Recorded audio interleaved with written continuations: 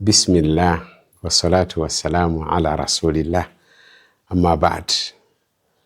Muganda wange ne mwannyinaze agoberera programu yaffe eno nkulamusa nate n'ekiramuso kya Allah subhanahu wa ta'ala nti assalamu alaikum wa rahmatullahi wa barakatuh.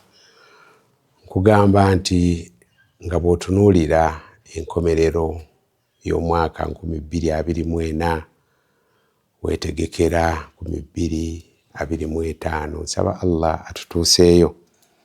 Nkugamba nti bw'obeera mu baagala okwetereeza ebyakulemye mu mwaka omukadde oboolyawo Allah abikuwe mu mwaka omupya.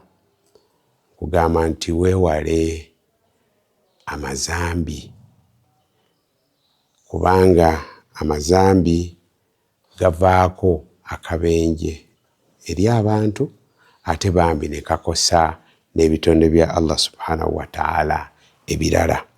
Allah subhanahu wa ta'ala agamba mu suratu Dhariyat nti wa fi samai rizqukum wa ma tu'adun, nti riziki yammwe eva mu ggulu n'ebyo Allah subhanahu wa ta'ala byabasuubiza nabyo biri mu ggulu.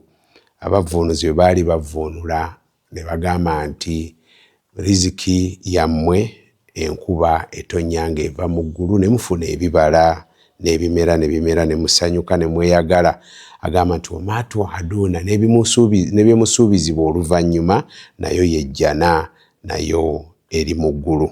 Kakati Abu Huraira n'atugamba nti otunuulira ebinyonyi bya Allah subhanahu wa ta'ala bambi bifa ne bifiira mu biki ne bifiira mu bisanso byabyo naye ng'ekibisse bwe bulyazaamanya bw'abaana Adamu.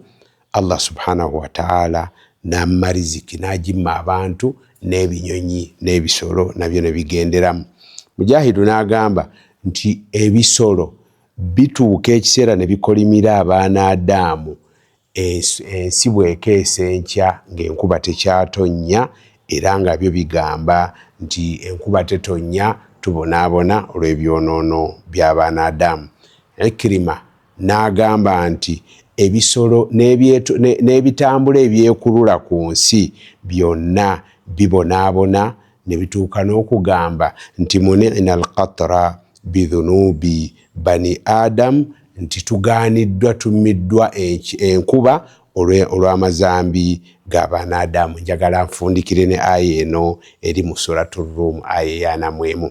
Allah subhanahu wa ta'ala agamba nti dhahara al-fasadu fil barri wal bahr, obwononefu bulabise ne bweyoleka ku nsi, ku lukalu ne mu nnyanja mu mazzi, bima kasabat aidi nnas, n'olaba abantu ensi neefuna ebizibu, ennyanja neefuna ebizibu, wamu ne wajjula ebizibu. Lwaki? Olw'ebikolwa, olw'ebyonoono abaana Adamu bye baba bakoze. Lwaki Allah akikola? liyudhiqahum ba'da alladhi amilu, ng'ayagala obbakombyako katono nnyo ku bibonerezo by'ebyo ebibi bye bakola ku nsi, la'allahum yarji'un, oboolyawo ne badda eri Allah subhanahu wa ta'ala.